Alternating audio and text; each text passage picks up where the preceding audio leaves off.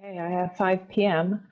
Good evening and welcome to the February 2022 meeting of the Omaha Public Power District Board of Directors. Thank you all for joining us remotely via WebEx. I hope you and your loved ones are staying safe and healthy.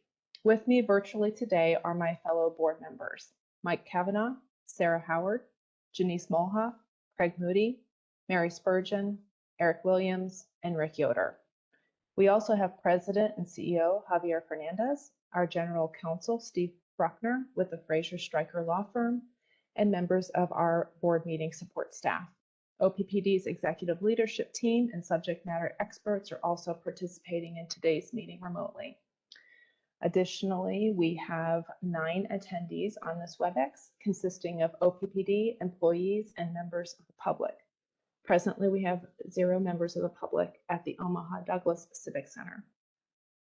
As a reminder to board members, executive leadership team, and OPPD staff, please mute your microphones to reduce background noise. To members of the public, thank you for attending. You are in listen-only mode. If you have any technology questions, please use the chat feature in WebEx to communicate with the event host. If you are disconnected from the WebEx conference, we ask that you rejoin in the same manner as when you originally joined. I will now ask President Fernandez to provide the safety briefing. Thank you, Chair Bogner. I'm going to start with on the screen on your left-hand side in orange, our physical safety reminder. I'm going to be brief this time. Because most of us, if not all of us, are attending these virtually from different places, it's really hard for anyone on this call to assist you should you ever need medical assistance. So I would ask that you consider sharing information. If someone on this call has a way to assist you, either a phone number of a loved one or someone who's in your physical location or your physical address, it makes it easier if you have a health condition that needs to be taken care of. There is a list of physical safety reminders. Please make sure that your meeting area is free of trip or slip hazards. And of the remaining list, I'm going to focus on the first aid kit tonight.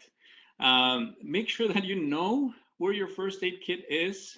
And since most of us are attending this remotely, I'm going to put a challenge here to all of you tonight. As you go and brush your teeth, hopefully this will stick to you. Make sure that you go back and you look at your first aid kit before you go to bed tonight, and make sure that you know what's in it. Take inventory. And if you're like me, my children go through it pretty regularly. Make sure that you replenish it. You make a list, because by the time you need it, if it's not complete, it's not going to be of a lot of use. So hopefully that'll stick with you tonight. Just check your first aid kit. I'm going to move on to the right-hand side of the screen on psychological safety reminders, similar to what I mentioned on Tuesday. I'm going to focus on number 3, which is promote healthy conflict. Clearly communicate expectations. There is really nothing wrong with promoting healthy conflict and respectfully exchanging ideas and points of views. It really makes us all stronger. As long as we do this in a respectful way and create a psychological safe environment for all of us to express our opinions and sometimes have conflict and know how to deal with it. With that, I'm going to go to the next slide, please, Ms. Hinders. Our current safety focus, I mentioned on Tuesday too, it's getting a little warmer, but we're not out of the winter yet. We could get another round of cold weather. So freeze and thaw continues to be an important element that we keep our eye on. Walking, working, and driving in winter conditions is important. We need to be very mindful. Personally, I have seen many people, while they're driving, they're with their phone in front of them. It is a huge safety hazard. And so I would ask all of you who are attending today that, of course, this is something that we do not allow while you're an OPPD employee, but this happens, at work and when people are living their lives. Make sure that you're paying attention to your driving. Sprains, strains, and tears are really important. It's probably the most common form of injury that we have. Making sure that you have the right warm-up before you start a physical activity and you have good ergonomic before you start a physical activity is super important. And then be intentional with hazard management. The best action we can take is to remove hazards before we even encounter them. Make sure that we can identify hazards and remove them from any work, any process that you're performing, so that they never become a close call, or let alone an accident. And that concludes my safety briefing. Thank you very much. Now let's run through our guidelines for the conduct of the meeting. This regular board meeting will follow the agenda made available to the public on OPPD.com. This meeting is being conducted via WebEx events and is being recorded. Our board meetings have public comment periods on the agenda. Comments made by all parties during the meeting are part of the official public record. After board discussion on each pending matter, I will ask for public comment before bringing the matter to a vote. Also, before we adjourn, there will be an opportunity to comment on any other matters of district business. We will take comments via WebEx and then from the Omaha Douglas Civic Center if an attendee is present. Let's first review the two options for WebEx attendees to notify us. Option 1, which is being displayed now, involves using the chat feature, simply stating that you wish to speak. Ms. Henders? Thank you, Chair Bogner. For those who have joined us using a computer or WebEx mobile app, you will find a button in your WebEx interface to open the chat panel. Once opened, you may send your request to the meeting technology host. Requests to provide comments will be relayed to Chair Bogner for recognition during the public comments section. Okay. Option 2, which is being displayed now, involves the hand raise feature. Ms. Henders? WebEx allows attendees to virtually raise their hand.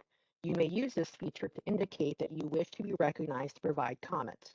The hand raise button can be found in the lower control bar of WebEx. After you have provided your comments, please press the hand raise button again to virtually lower your hand. And for those who have joined the meeting using only a telephone, WebEx has a hand raise feature that is activated by pressing *3 to raise and lower your hand. When we see your hand raised, we will acknowledge you by referencing a portion of your phone number. For example, caller with the phone number beginning in 402-123. If you wish to provide comments when recognized, please wait a brief moment to be unmuted and begin speaking. At this time, if you would like to try using the hand raise feature, please do so as a test. I'll allow plenty of time at each opportunity for public comment from members of the public to provide notification via WebEx. When I call on a member of the public to speak, our meeting technology host will unmute your microphone. Before commencing your comments, I suggest you first affirm that we can hear you. Please state your name and address and state the organization of any that you're representing. Organizations should choose one representative to speak on their behalf. Each individual will be allotted 3 minutes per matter pending at the discretion of the board. To assist you, we will display a timer on the WebEx screen to ensure each member of the public receives a consistent amount of time. Ms. Henders will signal you when 30 seconds remain, as well as when time is up. Please direct your comments to me. I will either respond to you directly or defer response to another board member or officer of the district. The board values and welcomes civil, respectful, clear, and concise communication from the public. During public comments, speakers should refrain from repetitive, profane, or irrelevant comments. Speakers shall refrain from polling the board, as such vote is not on the agenda and prohibited by law. If you have written materials, please email them to Ms. Henders at mfhinners, that's mfhinners @oppd.com, and she will receive them on our behalf. In summary, we will take WebEx comments first, then in-room comments if there are any, then have a last call. Ms. Henders, will you please take the roll call? Bogner? Here. Kavanaugh? Here. Howard? Here. Mulhoff? Here. Moody? Here. Spurgeon? Here. Williams? Here. Yoder? Here.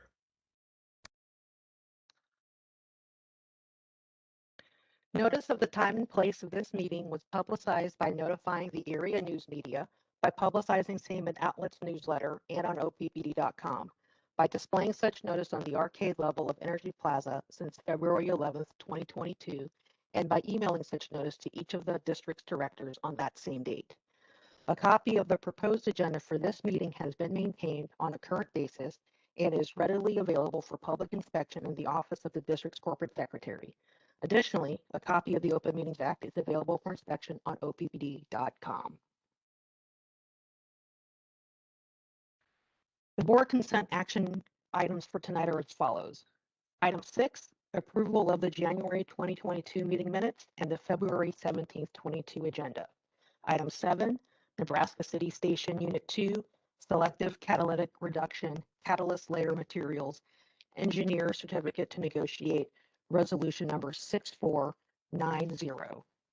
If there are no corrections, changes, or additions to the consent agenda item, I need a motion and a second to approve. Move. Second. We discussed these action items at the All Committees meeting on Tuesday, February 15th. Do any members of the public have comments on these consent agenda items? If you would like to make a comment, please send a chat to the meeting host or use the hand raise feature in WebEx. Telephone users can press *3 to raise their hand.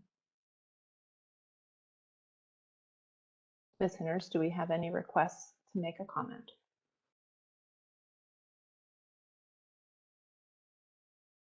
I am scanning the attendee list and I do not see any hand raises.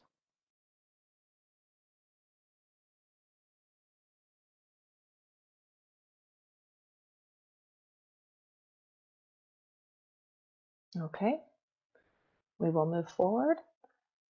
Ms. Henners, will you please take the vote? Bogner, Yes. Kavanaugh, Yes. Howard, Yes. Mulhall, Yes. Moody, Yes. Spurgeon, Yes. Williams, Yes. Yoder. Yes. Motion carried.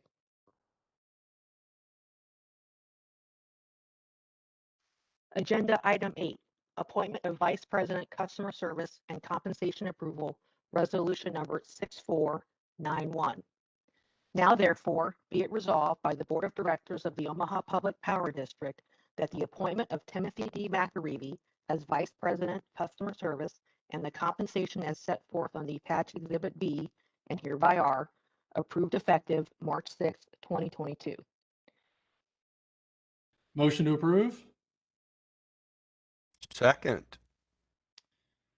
Thank you, Director Yoder. Colleagues, as you know, our former Vice President of Customer Service, Julie Comstock, recently retired. And so naturally, Javier has been working to replace her.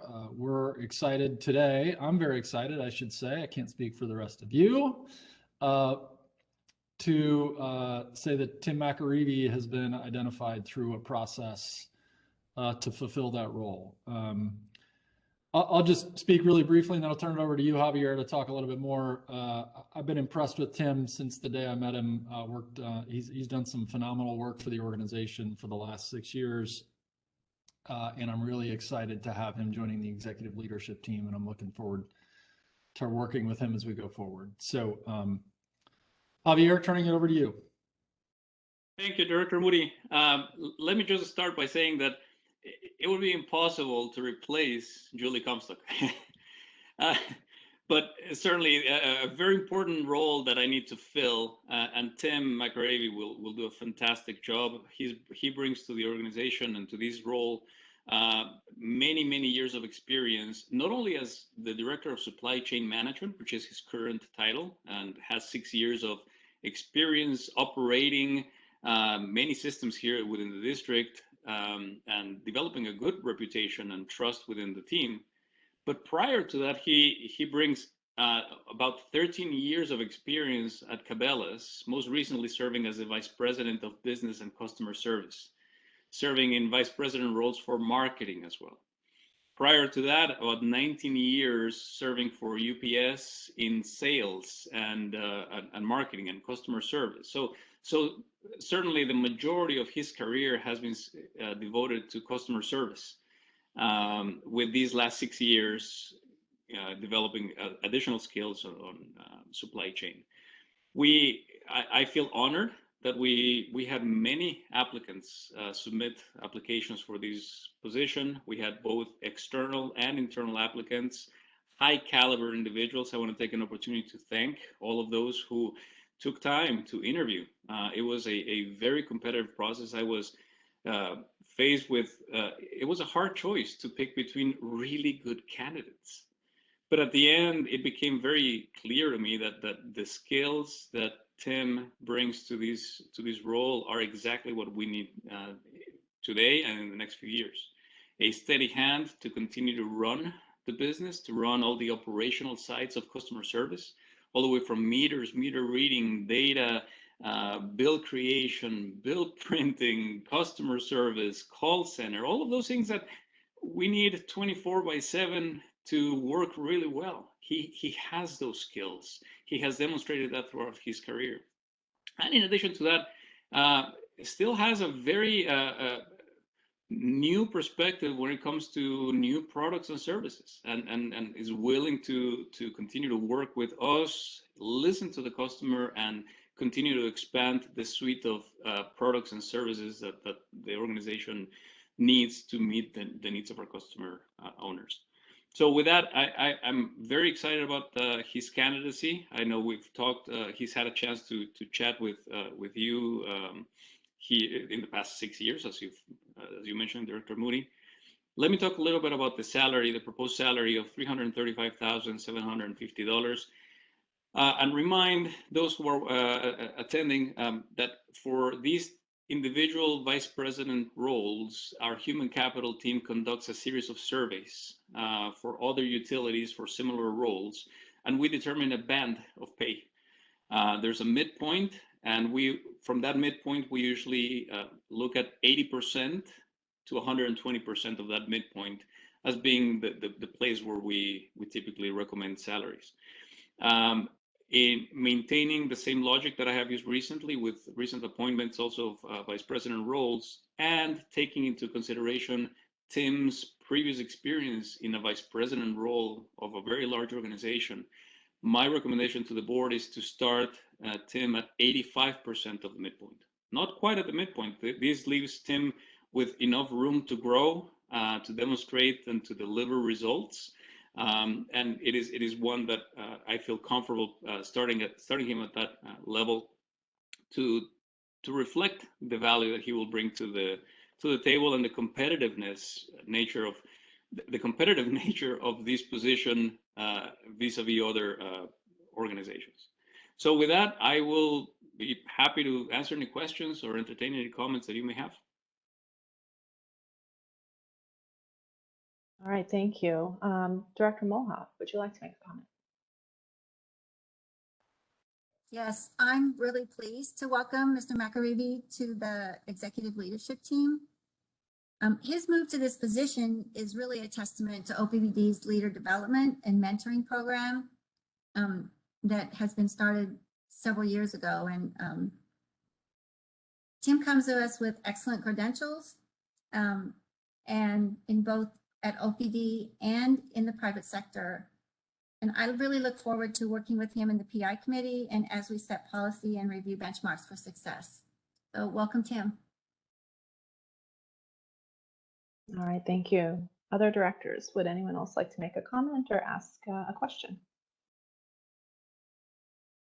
All right, I will also offer up that I am looking forward to working with Mr. McAreevy in this role. I think that I'm really excited to see what you'll do with the customer service team after seeing what you've transformed the organization from the standpoint of supply chain management over the last several years. So really looking forward to seeing how that group continues to thrive and get better and better every time you do something new. So with that, Ms. Henners, will you, or with that, we will take public comment.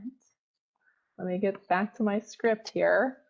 At this time, if any members of the public wish to make a comment on this action item, I welcome you to do so. Please send a chat to the meeting host or use the hand raise feature in WebEx. Telephone users can press *3 to raise their hand.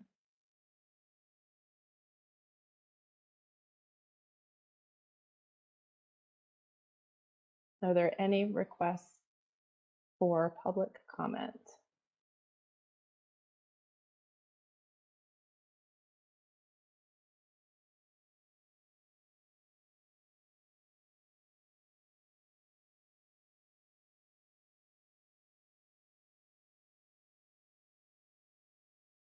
Mo?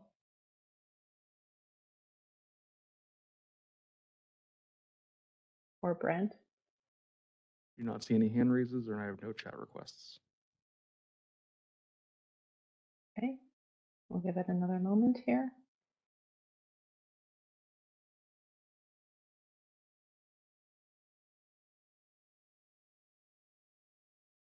I'm sorry, Chair Bogner, can you hear me now? I can, thank you. I'm sorry, there were no hand raises. Okay, very good. At this point, please take the roll.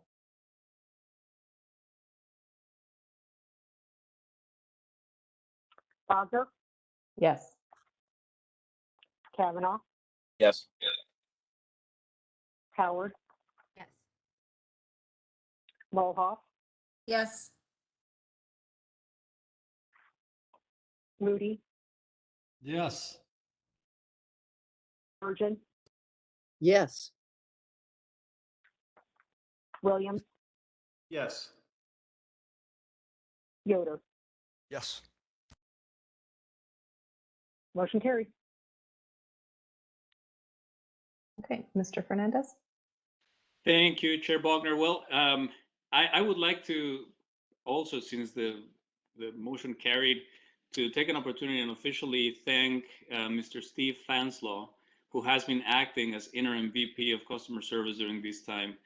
The guidance, the help that he has provided has been invaluable, and he will continue to provide that help here for the next few weeks, and certainly into the transition with Tim McAravey. So Steve, thank you for all the years of work, dedicated work at OPPD, and especially for this last interim role that you've played. It has been critical for me and for the ELT, and I personally want to make sure that I thank you and thank the entire leadership team in customer service. We haven't missed a beat. Things have continued to work really well. Great team, and I'm very excited about what the future holds. And with that, Chair Bogner, if it's okay, I would like to allow Tim McAravey to address the board if he has anything to say. Absolutely. Wow, thank you both. I'm honored and humbled to be approved for this role. Thank you to Javier and the executive leadership team members and the board directors for the confidence you've placed in me through my selection and approval. And I certainly look forward to continuing to work closely with each of you on this journey. I'm going to share just a few comments, and I think the first have to be to the supply chain management team members. Over 5 years ago, when we started on this supply chain management journey, where we are now was just a distant vision for us and an unknown one for our OPPD partners. And yet, through your tenacity, your willingness to check and adjust, to learn new skills and apply them, and to collaborate and partner with our internal partners and our suppliers, you've become just an indispensable part of the OPPD supply chain and have delivered immense value for the organization. So thanks for that journey, even when we said we had burned the ships, which is a joke that they'll get. To the customer service team, I'm really humbled to join such a storied team of professionals that have been on the front lines for so long, delivering energy solutions and great service for our customers. Admittedly, it's pretty intimidating trying to follow in the giant footsteps of Julie Comstock with her thoughtful and insightful leadership style and her deep industry knowledge of customer owners. And yet, I'm pretty confident that with the equally deep knowledge and community experience of the team members and the experiences I've been able to have, we'll do some great things for our customer owners. And finally, to those customer owners, I'm just excited to join the team of OPPD professionals that are going to work hard every day to produce and provide energy solutions to you. I look forward to learning your individual and collective needs and to work hard to be the utility you need us to be today and in the future. So thank you. Thank you, and looking forward to seeing how you grow in this role. All right, at this time, I would like to invite President Fernandez to provide us the President's report. Thank you, Chair Bogner. So my President's report for the February board meeting, I'm going to talk about first our January results for baseload generation. As you can see on the on your screen, Nebraska City units 1 and 2 had a 65.9 and 50.9% capacity factor. North Omaha units 4 and 5, 67 and 52% respectively. On just to give you a little bit more information, Nebraska City 1 had one forced outage when the unit tripped on loss of drum level, and this led to a 2-day outage. Nebraska City 2 had a 7-day unplanned outage related to a boiler tube leak, and they also had a 1-day derate to half load because of a boiler feed booster pump issue. I want to take a moment here to talk about how these units are incredibly valuable to our generation, but they break. They break every now and then. And I want to take a moment to appreciate the maintenance crews at OPPD for their weekend repairs, and they're called in at night and on weekends in the middle of family birthdays and everything else, so that we can bring these units back online as fast as we can. So just a big kudos, a shout out to all the men and women down at Nebraska City and North Omaha as well that have responded to the call of duty and put these units back online as fast as we can. North Omaha 5 was placed in outage between January 3rd and January 6th for tube leak repairs. Again, unplanned, these things happen, but our team members did a fantastic job bringing those units back online. Next slide, please. On peaking generation, or as I like to call it, balancing generation, our Cass County units, both units had a combined capacity factor of less than 0.5%. Jones Street had a capacity factor of 1.4%. North Omaha units 1, 2, and 3 did not run. And our combined capacity factor for Sarpy County units was 1.1%. This is as expected. These units are designed to come in and balance load in the system when baseload generation or load requires them to run, and they run a little bit, but not as much as in other months when we're expecting them to run more. Next slide, please.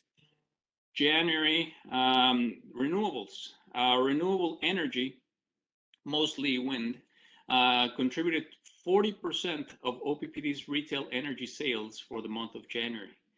As you know, the wind has been blowing relatively strong and for long periods of time. The wind capacity factor for our wind generation is about 51% for the month of January. Capacity factor for the community solar project up in Fort Calhoun was 11.2% for the month of January. Next slide, please. Okay, so I'm going to take a little detour on my traditional President's report. I think this is important. During the IRP and during the decarbonization discussions, we've talked about a lot of things, including pathways to decarbonization and resource planning. And I wanted to address the board on decarbonization cost calculations. And while these would take a really long session and detailed analysis, this is just a high-level overview from my perspective on the key assumptions that we have used to start determining costs for the next 30 years. Now, let me start by saying it is impossible for us to know exactly the cost and the decisions that we will make in the next 30 years. One of the beauties of the work that we're doing is that we have the opportunity to start planning into the future and consider the different pathways, acknowledging that decisions will be made over time. As new information comes in, as load comes in, or electric demand, we will continue to make decisions. But it is important, as the board has asked us to look at pathways to decarbonization and net zero carbon by 2050, we had to figure out, is it possible? What pathways could we take? What would it mean for reliability and resilience? What would it mean for affordability? And all the other suite of strategic directives that the board has asked us to do. Let me start with one very important concept here, which is how much future load will there be? We don't know. If you had asked load forecasters, not only at OPPD, but anywhere else in the industry, 15 years ago, not even 30, but 15 years ago, what load forecasts they had for the industry? Back 15 years ago, the consensus was pretty flat load, not a lot of increase in the use of electricity. A lot of energy efficiency was taking place, and we saw that as population grew, that was offset by energy efficiency. While that is still the case today, we live in a very different world today, where we are seeing an electrification of the economy that we didn't see coming 15 years ago. Starting with the number of electric appliances, iPads, iPhones, smartphones. If you look at an average person's home today that has significantly more electronics today that they had 15 years ago or 30 years ago. So that has increased the electrification. And certainly electric vehicle adoption. All of these things are changing the load for our customer owners. Our calculations, our pathways to decarbonization include, in my opinion, one of the biggest challenges that we have as an electric industry. And that is, at the same time as the economy is electrifying, we're facing a lot more demand for our products and services. They become more important, more critical for the success of the economy. We are also trying to do this in a way that has lower greenhouse gas emissions, that maintains reliability, and that maintains affordability. It's a pretty big task. So the pathways to decarbonization that we have and that we have talked and described in many forums include a very big, very large increase in load. Our load is approximately 2.5 times by 2050 than it is today. So those are big assumptions. Whether this happens like this or not, time will tell. But we have to start planning what would happen if, in fact, our forecast becomes a reality of 2.5 times our 2020 levels. This will require a lot more infrastructure. It will require a lot more investment from the utility to serve a load that would be 2.5 times bigger than the load we have today. What are the options to serve the load that we have, and how much will they cost? Will they cost? We have an idea today, but we don't know exactly how this is all going to play out. We first have to figure out what candidate resources we have today, the ones that we know of today, and you have them listed here on your screen. Wind, solar, lithium-ion batteries, flow batteries, hydrogen-enabled gas turbines, gas with carbon capture and sequestration, small modular reactors, seasonal energy storage, demand response, energy efficiency, distributed solar, distributed storage, and coal-to-gas repower. I read the whole thing. We take into account all of those resources. They all have very different characteristics, different costs, different production profiles, different elements that they bring to the grid. We need to understand them all really well and figure out what is the best balance. How do we optimize the portfolio that we have with all of the resources that we have available? Now, speaking of availability, we don't know what will be available in 5 years. We know what's available today, but we also have to take into account technology availability that may come into play in the future. For these, we use technology maturity assessments from the International Energy Agency. Now, again, they are assessments. No one has a perfect crystal ball, but we need to look at what future technology could come our way that could modify our decisions going into the future. Let's talk a little bit about cost. I talked about the candidate resources. How much will they cost? If you go back one slide, Mo, please. Well, the latest public estimates from the National Renewable Energy Lab, NREL, is what we used, including forecasted capital costs and financing assumptions. This is really important. Forecasted capital costs.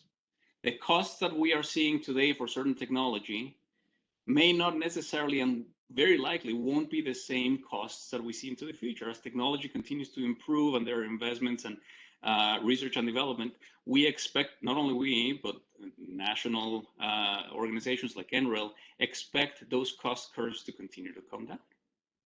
As those costs continue to come down on all these candidate resources, we will continue to refine our analysis, optimize our portfolio, and make the right decisions for OPPD at the right time. I remember this is a long play. We have 28 years to go to 2050. We will have plenty of opportunities to make those decisions and see those cost curves come down or not, and then reassess to figure out which technology we use to meet the board's strategic directives. Another very important piece for consideration is fuel prices. Natural gas and coal forecasts are based on the 2021 Energy Information Administration Annual Energy Outlook.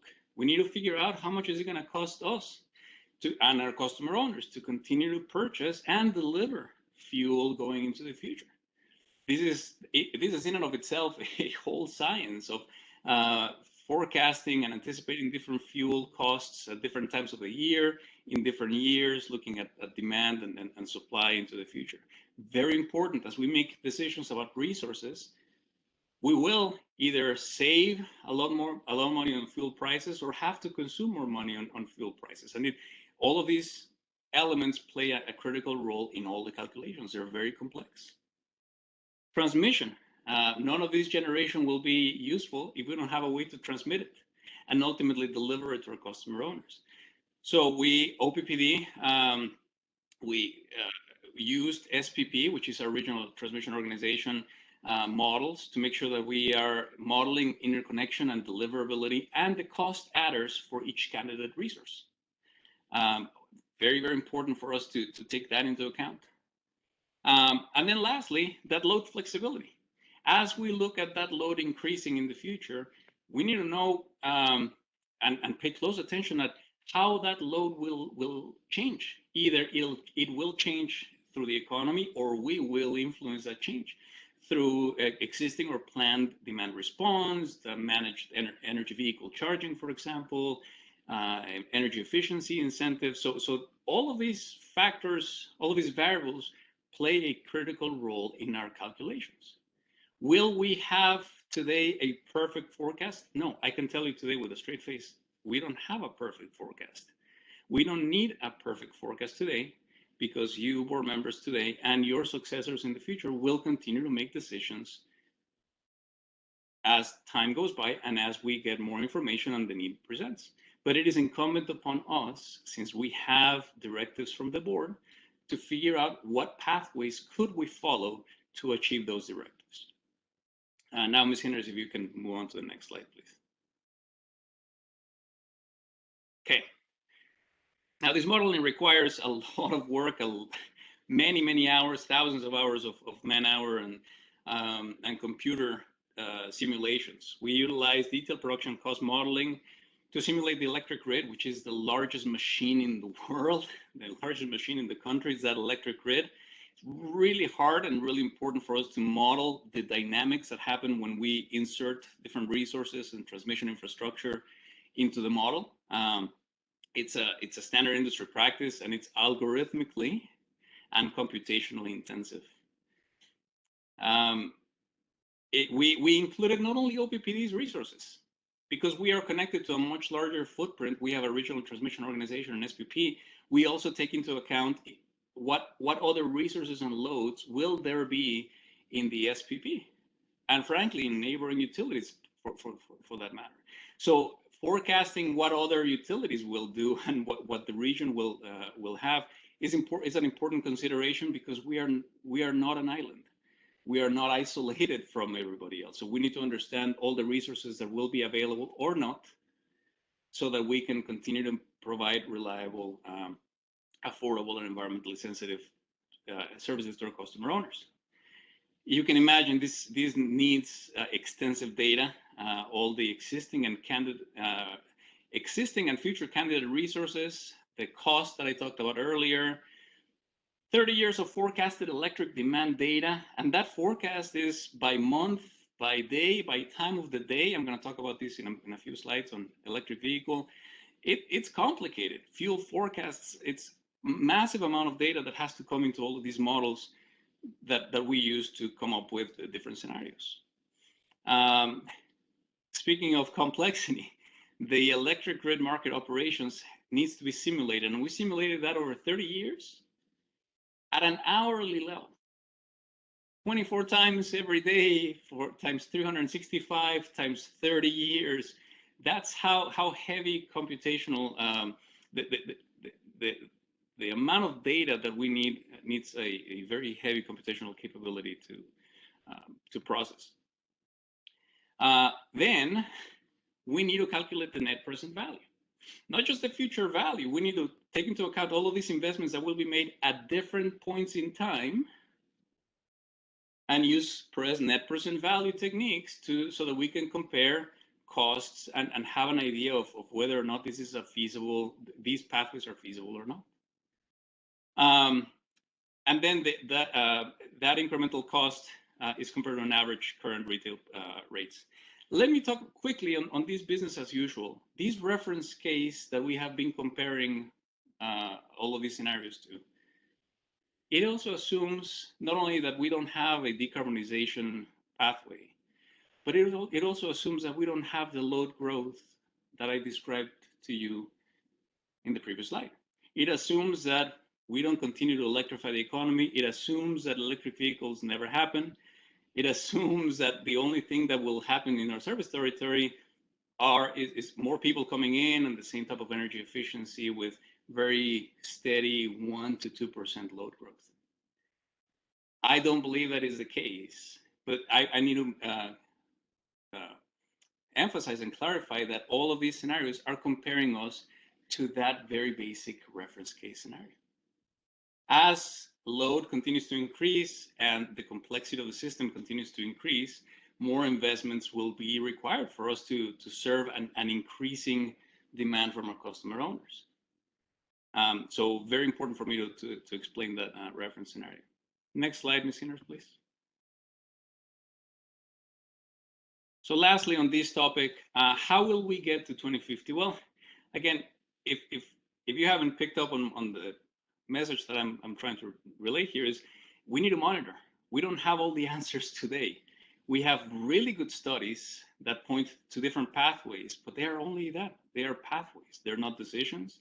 They are not plans, linear plans.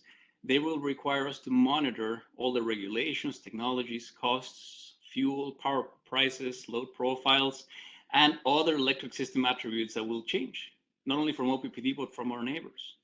This is why our resource planning and our systems transformation team is so important for the work that we do at OPPD. Also, I want to point out that there is deliberate tension, right? You all board members, you have given the organization 15 strategic directives with directional goals on affordable rates. SE2, one of the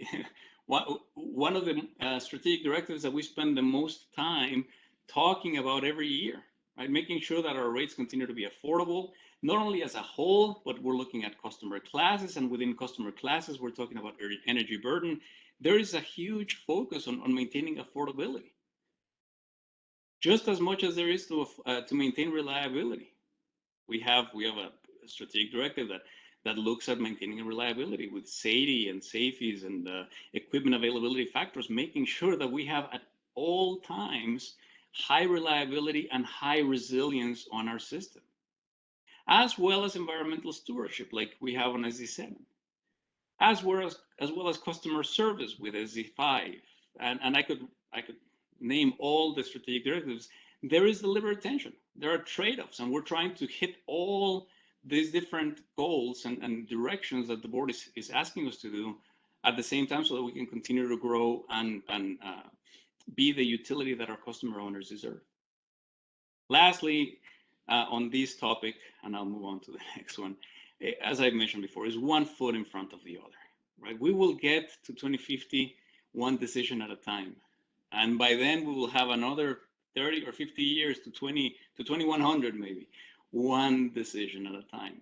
I think that the one thing that I am very proud of the board and our management team is that even though we have a very clear directive to be net zero carbon by 2050, our team took the time to study. With the information we have today, limited as it may be, with that information, took the time to chart out the different pathways that we could take in order for us to achieve that vision. So with that, I'm gonna leave it there and move on to the next topic. Mo, if you can, thank you. Yeah.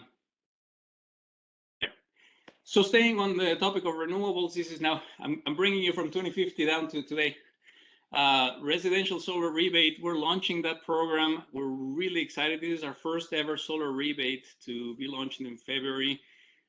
We have 10 rebates available at $5,000 each, not to exceed 50% of the materials and cost. There are a few regulations in there. These rebates will be pre-approved and funding reserved for 120 days. How we got here, it's in partnership with the Nebraska Community Energy Alliance and a grant funding provided by the Nebraska Environmental Trust. It is incredibly important for us to continue these partnerships because it's what generates these type of opportunities for our customer owners.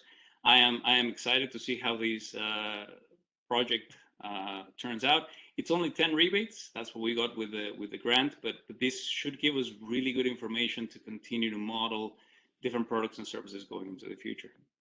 Next slide, please.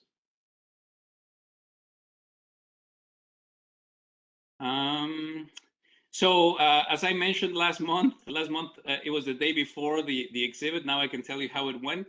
OPPD hosted an exhibit at the Midlands Auto Show called It's Go Time at the CHI Center from January 21st to the 23rd, Friday through Sunday. It was a continuation of the EV education that OPPD focused on over the last year. We featured Charging 101, materials, lessons, charging at home, charging on the go information, and showcased digital tools we have, and like an EV cost comparison calculator that would help customer owners make decisions people who are interested in making the switch from a fuel combustion engine to an electric vehicle. There are tools that we have available that would help customer owners make those decisions. I'm very proud of the team. You see here on the screen Laura and Eric and Corey, and there were many others that are not featured here, but we had a full team presence there, and it was a really successful event. Next slide, please. Okay, this is in response to there have been a few requests in the past, so here it is finally. OPPD's electric vehicle rebate program started in 2018, and this was as a result of the Integrated Energy Marketplace Strategic Initiative, if you all remember. It's been a few years now. But we recognize the value that electric vehicles can bring to the environment and its importance to help our customer owners with this transition. In addition to education and marketing campaigns, the team has also worked on a pilot to try a number of different rebate types. And every time we're learning more about the customer's value and their use. The data shows, and you can see here in front of you, that over the past few years, our customers are charging during our peak hours. Not ideal. At the same time as people come home and turn on the air conditionings in a hot summer evening, that's when people are charging. This confirms that there's a benefit to change future charging behavior, and this will be enabled by different meters and different rates and programs. But certainly, the data is helping us build that case. Most electric vehicle owners plug in after they arrive back home from work, and all of this is data that we have collected through these chargers. And even though people come back home, they plug in their electric vehicles in the garage, those vehicles stay plugged in for, on average, 13 hours and 24 minutes. Really, they're only charging for only about 2 hours and 26 minutes. That's the average time for charge. Overnight, you just leave the vehicle plugged in. It's not charging. It usually charges just for 2 hours and 26 minutes. The upper left chart shows the cumulative charging by hour for the month of January, which is typical of what we have seen every month. You can see the big curve when people come home in the later hours of the day. Our product development team is currently working on a managed EV product to help our customers with their charging habits, in addition to a new rebate to be launched later this year to incentivize off-peak charging. I want to emphasize this is not the final set of products and services. This is something that will continue to be evolved. But I wanted to bring this back to the public to say, because of your participation, because of the information you are giving us, that information is making us smarter, and we can then design products and services that will meet your need as a customer owner. Next slide, please. No, the other way. There you go. Residential EV charging behavior. We also wanted to know, where are our electric vehicle owners that are customer owners? Where do they live? Where are they charging? And how many how many are there in our service territory? You can see here that we continue to see growth with electric vehicles, with distribution concentrated in the metro, but we actually see quite a bit of adoption in our north and south counties, in rural areas.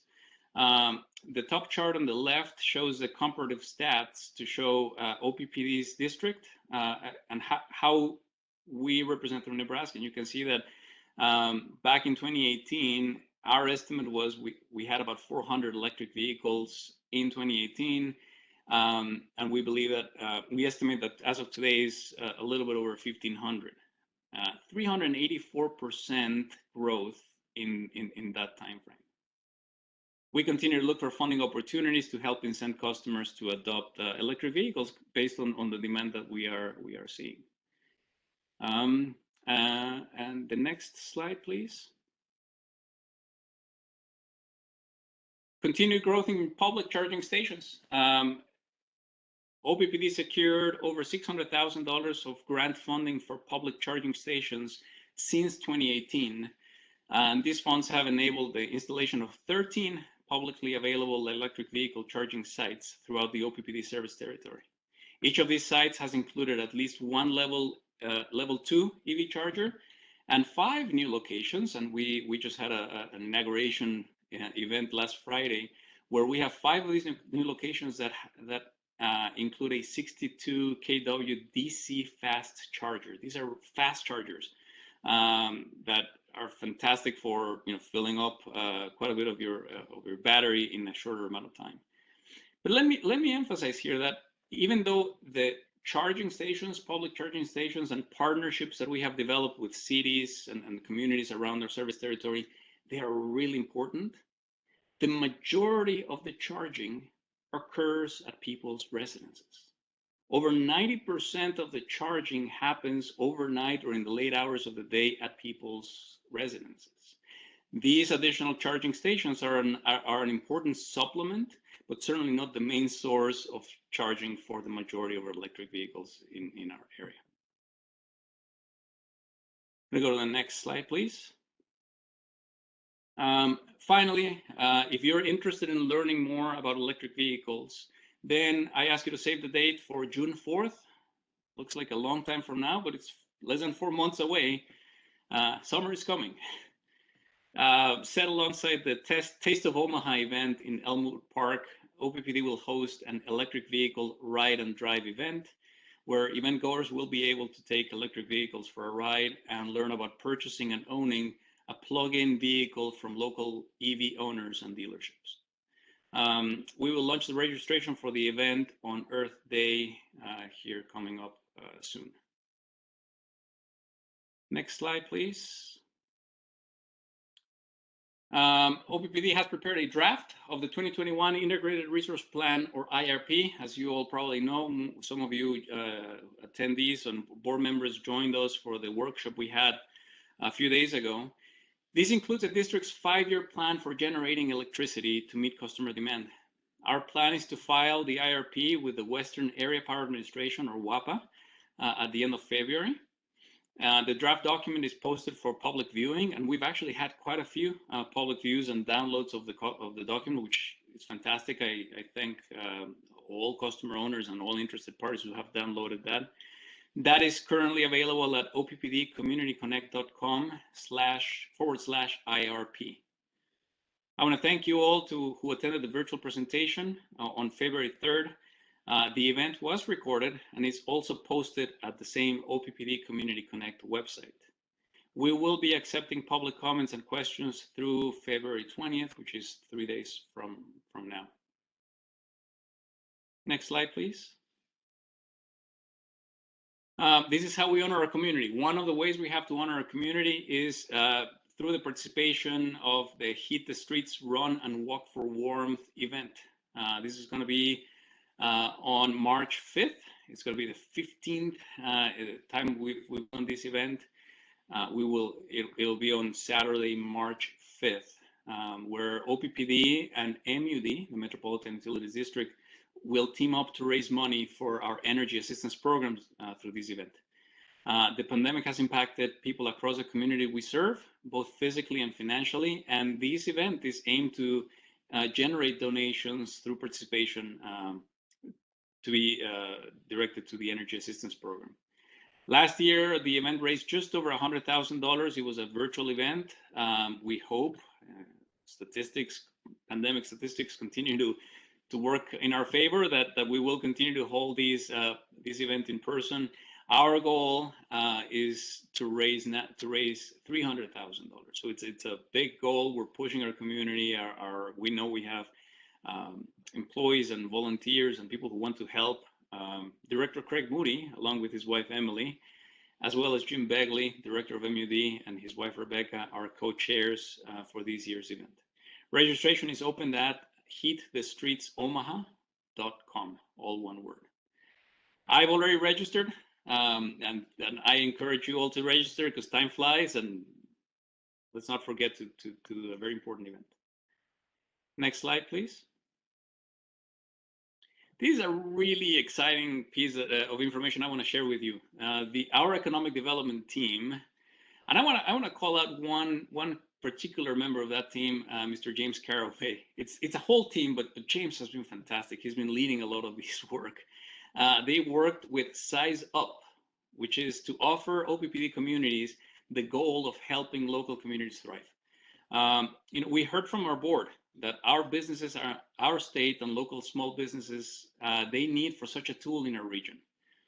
This type of economic information tool is available for larger corporations, and we're making this type of information available to anyone, small businesses, local businesses.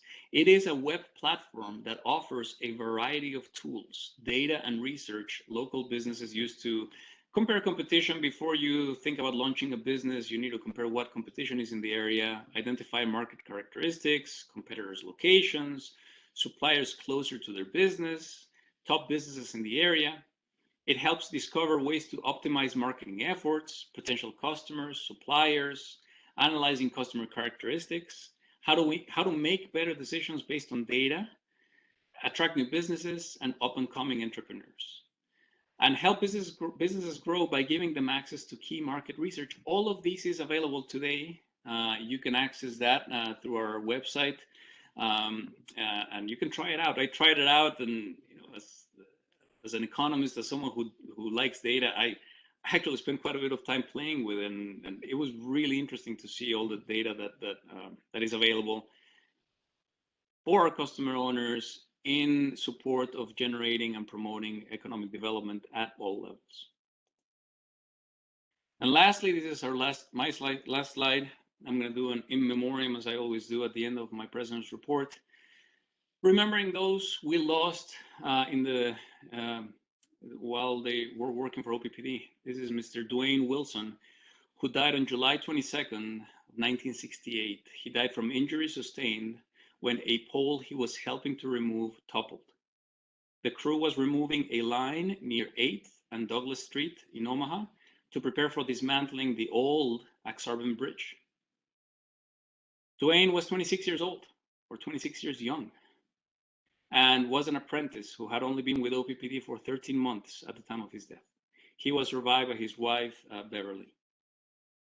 This is a good reminder that safety is incredibly important and that we should never take it for granted, and that we will continue to remember those men and women who have died in the line of duty. And with that, that concludes my President's report.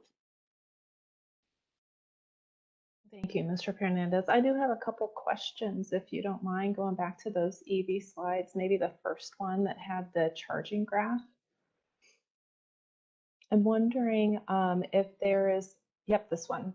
If there is a way to, I think that there's a strong correlation between individuals that have decided to purchase EVs and then the interest in powering those EVs with renewable energy. And certainly there's times of day where our renewable energy sources are more powerful than others, and certainly times of year where the same occurs. And I'm wondering if there's an opportunity to overlay this graph at some point with when we have more renewable energy online. And then if you have any like high level rules of thumb for anyone listening of when is maybe the more optimal time to charge their EV, either because OPPD really kind of needs to see the load, or we have more renewables available to us. Yes, thank you, Chair Bogner. Certainly, there are many opportunities that this data is opening up. One is the one that you just provided, the one that you just mentioned, which is not only select the time of the day when it's not coincident with the peak that we have, but that it's also coincident with the type of resource that you would like to be charged. And all of these, again, will be, it's a natural evolution of products and services that we will have with these type of data, with the type of meters that we need and the type of chargers, but it's something that it's opening up really, really interesting and value-added group of offerings. As far as if I have tips for those listening, regardless of whether you want to charge with renewables or not, I can tell you that probably the best time to charge with your electric vehicle, for those of you who already have one, and for those who are considering one, you can actually pre-program your electric vehicle where you can plug it in, but it doesn't start charging until after 10 p.m. It's usually at that time when the majority of the load and the electric service that we provide to the rest of the economy usually starts coming down. That usually becomes an attractive time frame for us to charge electric vehicles. But please take these as just an opinion. There will be more scientifically based specific times, but I would say it's usually after 10 p.m., after the sun goes down, air conditioning start to run a little bit lower. That's when we usually recommend. Great, thank you. Well, we look forward to hearing more information and seeing the data and follow through with some policy making and influence decisions in the future. Let's see, I do have a question from Director Yoder. Director Yoder, would you like to go?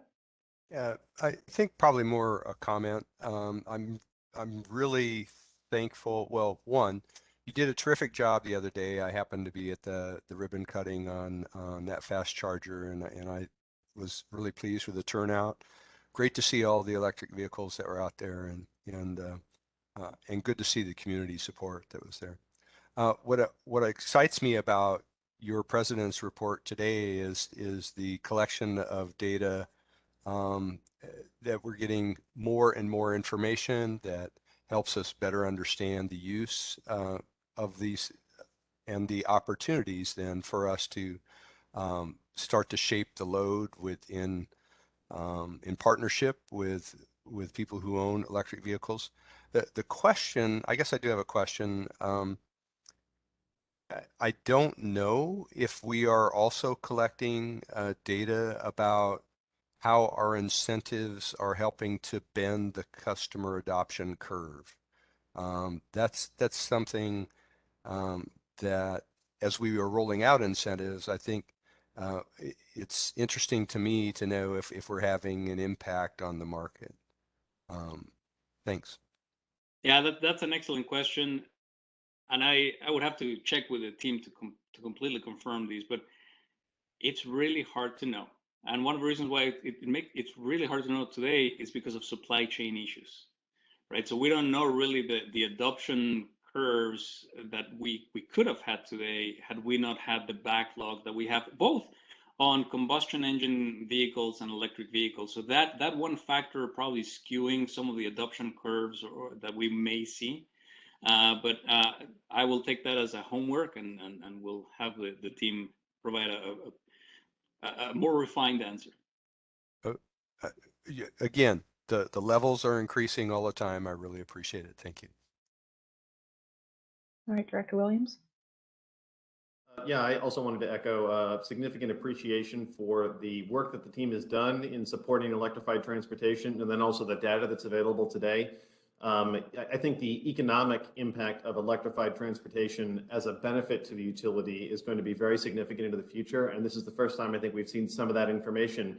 The energy dispensed, a rough estimate compared to our average retail rates would suggest that we have brought in, millions of dollars of revenue from additional electric sales to provide the energy for those vehicles. And I know that that's a more complicated calculation, but at 2.45 gigawatt hours, that's a huge amount of money. And so I appreciate the information being available. I look forward to seeing how this translates, as Director Yoder said, into us supporting more adoption, and then also us creating new programs, as you said, the incentives for shifted time of use or other managed charging. I think those are excellent programs. I think the economic opportunity of electrified transportation is really the part that I'm most excited to see more about in the future. So thank you for making this all available. This is great information, and again, appreciation to the entire team who's put this together. Thank you. All right, thank you.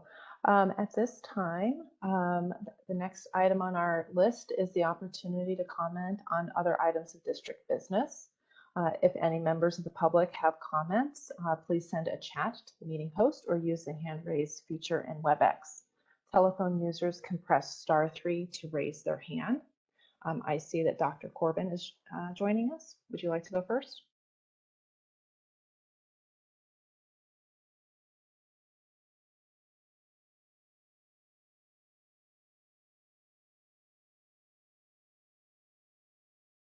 Can you hear me? We can, thank you. Okay. David Corbin, representing the Nebraska Chapter Sierra Club. I'm at 1002 North 49th Street. First, I'd like to comment on some of the comments that were made at the all committee meetings. I think that communications with customer owners have greatly improved over the years, and I'm very appreciative of that. I do want to point out that some of us are a little gun shy because when the flat rate was proposed, it was the most consensus that I've ever seen in the 11 years that I've been attending OPPD meetings, that people opposed that flat rate, and yet it was still adopted.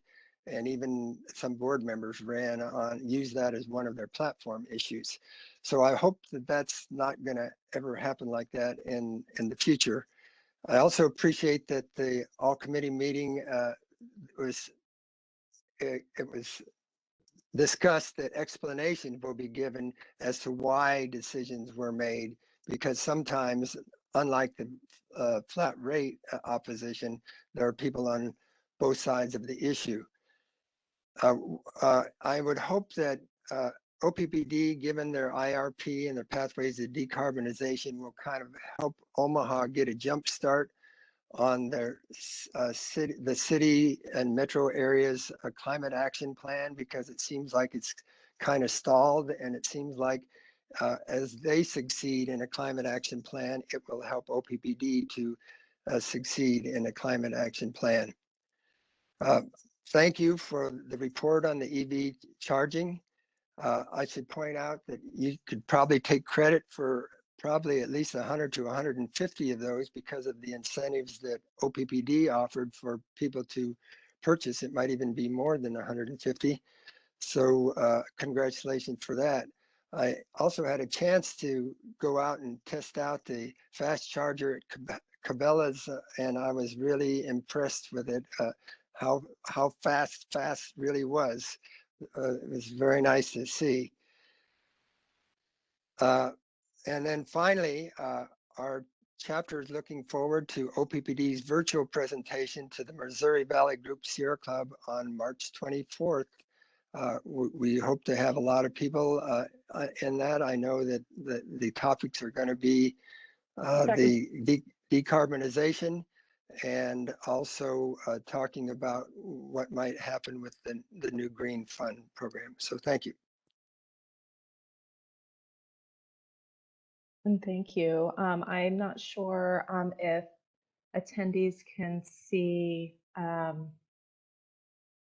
message from Lisa Olson that she says that OPPD is actively engaged in the climate action plan with the city of Omaha.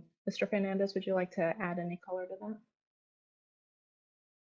No, I think the one thing that I would add is I think to emphasize the partnership that we have with many organizations that we serve. In this case, the city of Omaha with a climate action plan, but many other partnerships we have that address many other aspects of our organization. Partnerships we have with other utilities, other cities and towns that we serve for reliability, for customer assistance, energy assistance programs. So this really just speaks to the fact that it literally takes a village. It takes all of us together, working together, leveraging our sources, our strengths to achieve greater goals. All right, thank you. All right, do we have any other requests right now to make comments?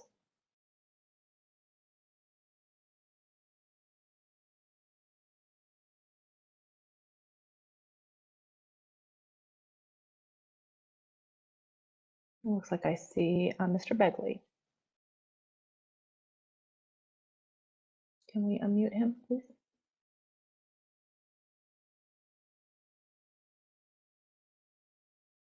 Can everyone hear me?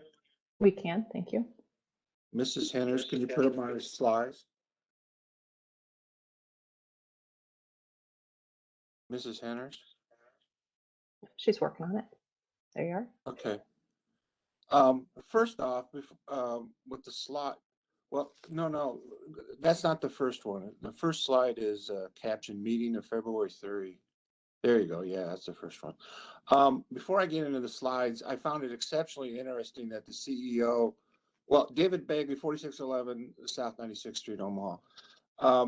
It was interesting the CEO downplayed the accuracy of forecasts when he was talking earlier today, and I agree with him because, this whole global warming catastrophe is premised upon modeling and forecast of what the climate is going to be for the entire planet in the year 2100. But turning to my slides, Mr. Colton Kennedy on February 3 gave the optimal build out, 3,000 megawatts of solar, 3,800 of wind, lithium battery storage, which isn't even available at this quantity, 800 megawatts.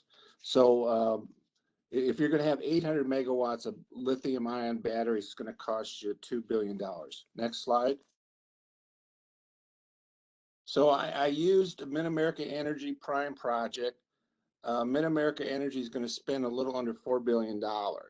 Using Mid-America Energy's numbers, I came up and with adding in $5 billion for inflation and North Omaha Station conversion, $20 billion.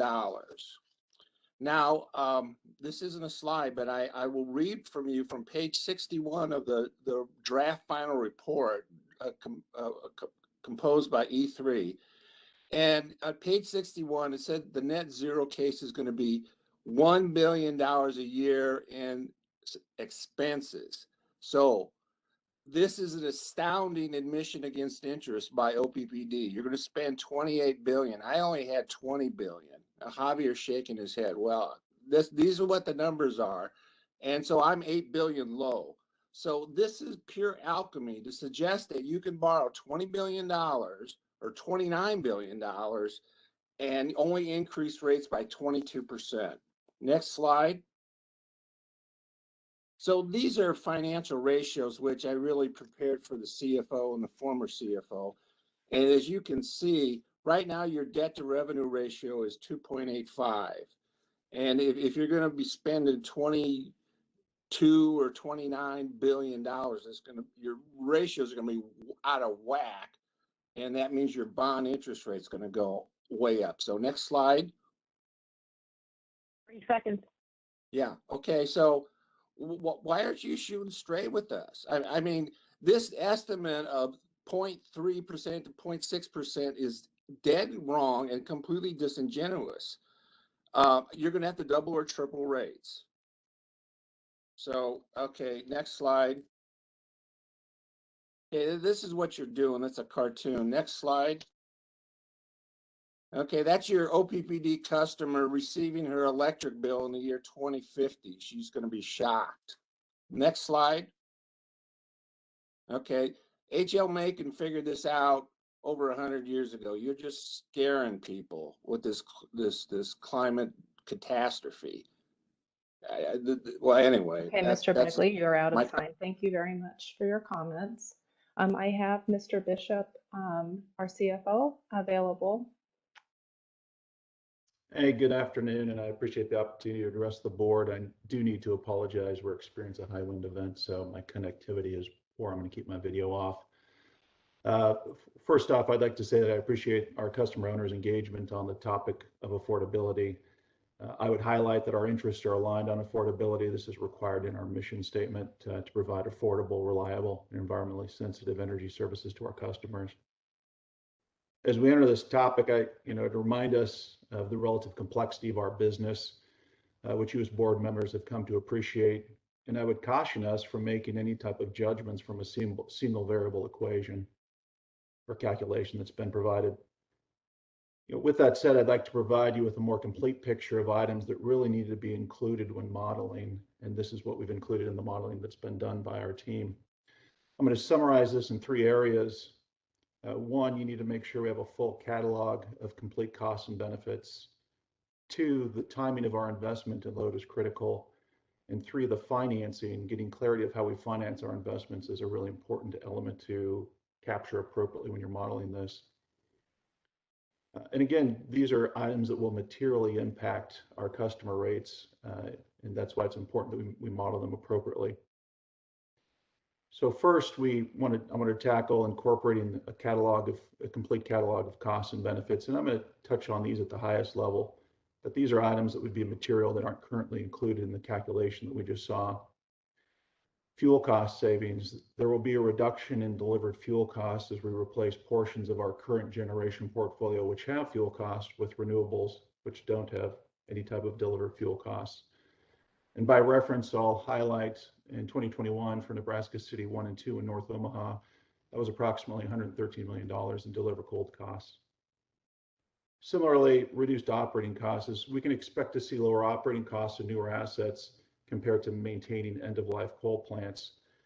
And again, I'd highlight just the portions that we spent in 2021 for Nebraska City 1 and 2, as well as North Omaha, $36 million in capital costs, $97 million in O&M. And so when you look at those items, depending upon the year, the cost of our coal fleet, really focusing on operating our fuel costs, that comprises roughly 15 to 21% of our total operating costs at OPPD.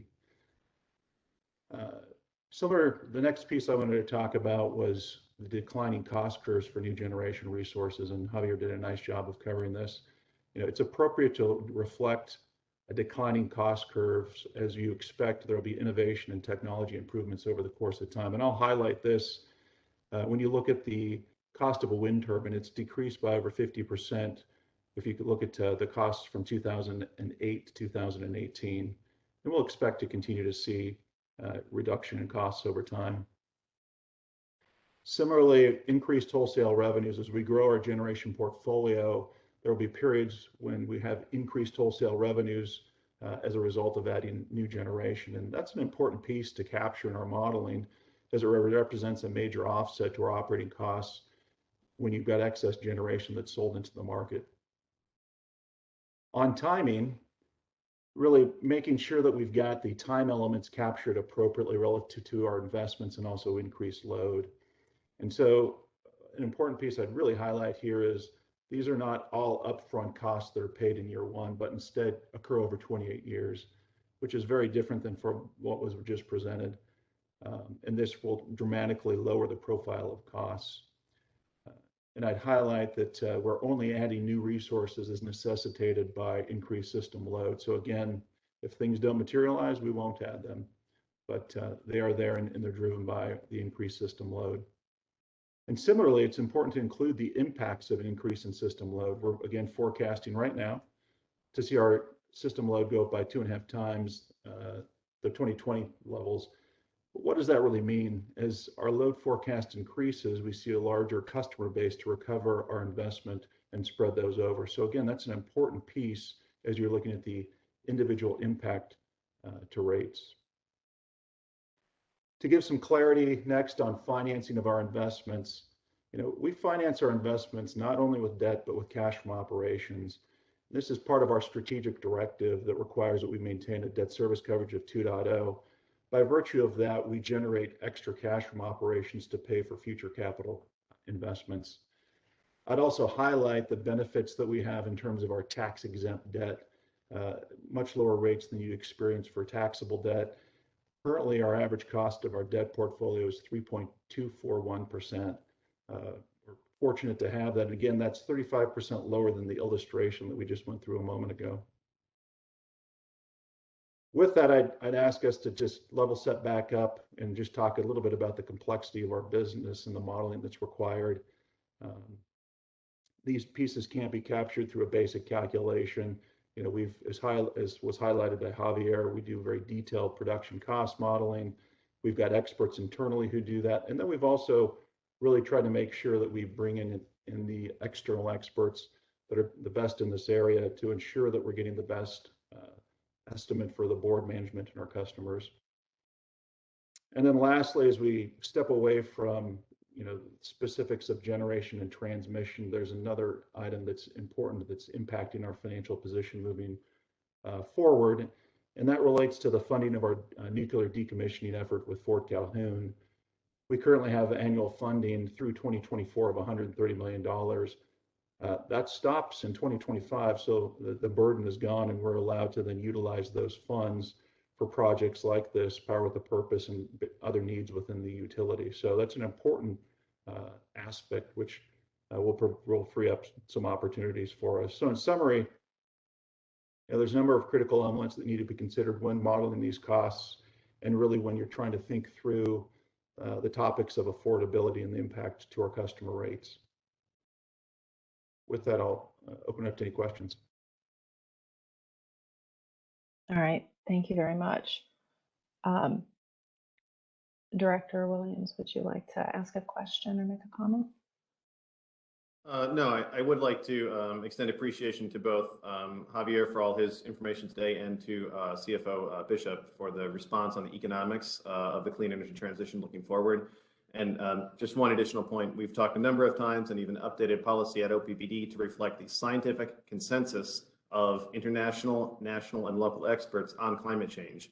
And that informs our policy, and I appreciate the clarification from management and staff about how we incorporate that into the way we plan for the future. So thanks again to everyone for the clarification today. I appreciate it, and I look forward to continuing the work moving forward. Thank you. All right, thank you.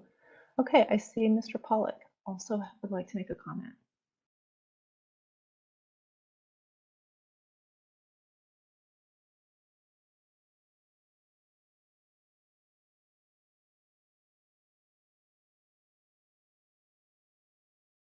John, are you with us?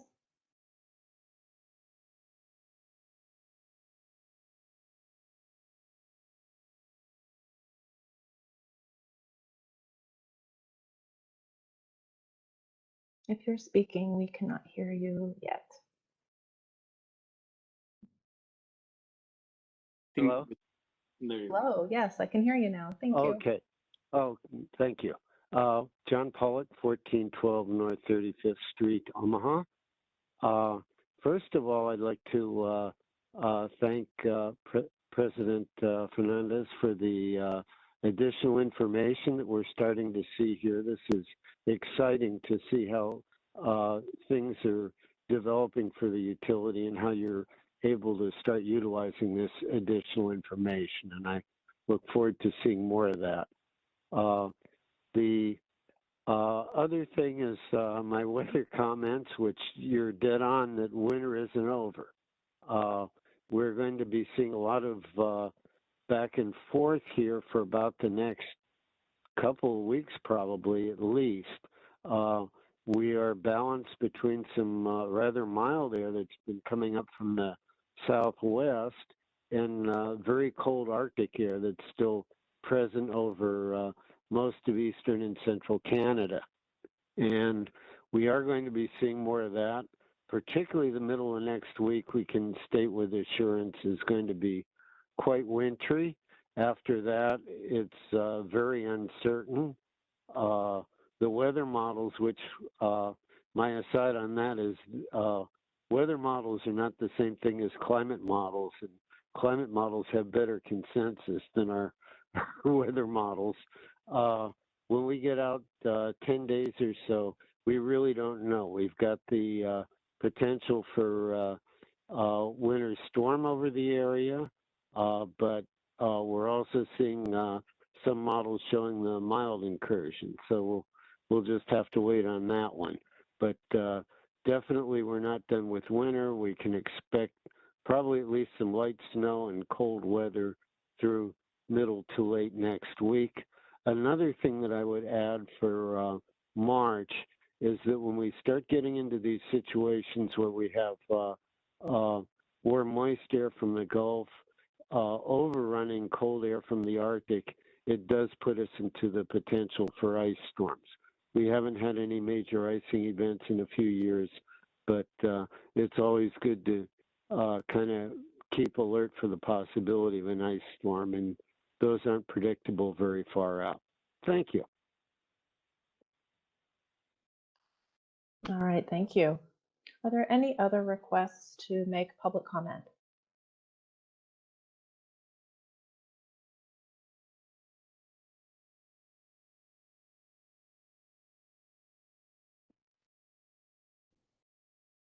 I do not see any additional hand raises, and I have no chat requests.